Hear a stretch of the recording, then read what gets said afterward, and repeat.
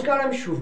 আপনারা দেখছেন জিটিভি, দ্রুত হচ্ছে সবার সাথে। অ্যাকচুয়ালি 1993 সালের আজকের এই দিনে স্বচ্ছতা আনার জন্য নির্বাচনী প্রক্রিয়ায় সচিত্র পরিচয়পত্রের মাধ্যমে ভোটাধিকার প্রদানের দাবিতে যে মহাকরণ অভিযান হয়েছিল তাতে 13 জন তরতাজা প্রাণ শহীদ হয়েছিলেন যুব কংগ্রেসের সৈনিক। তাদেরকে স্মরণ করার জন্য আমরা প্রতি বছর বিভিন্ন কর্মসূচি পালন করে থাকি।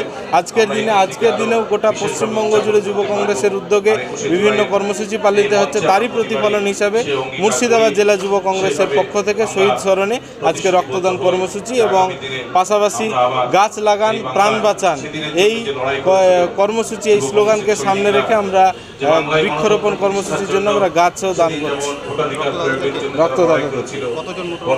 আমাদের টার্গেট আছে 100 জন, এখনো অবধি প্রায় 50 পার করে গেছে, চলছে। ব্যাপারটা হচ্ছে যে একটা শুনবেন যে কাকের বাসায় কোকিল ডিম পাড়ে, ওই রকম অবস্থা।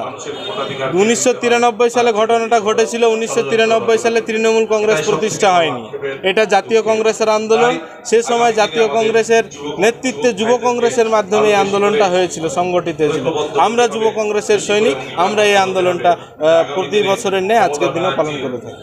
ওখানে তো এটাকে শহীদদেরকে স্মরণ করা হয় না, ওখানে পাগলু ড্যান্স করা হয়, ওটা তো আনন্দ উৎসব হয়। আমাদের কাছে এটা শহীদ স্মরণে শহীদ উৎসব। আপনারা এতক্ষণ দেখছিলেন জিটিভি, দ্রুত হচ্ছে সবার সাথে। জিটিভির আরো নতুন নতুন খবরে আপডেট পেতে এক্ষুনি লগ ইন করুন www.gtblivenews.com।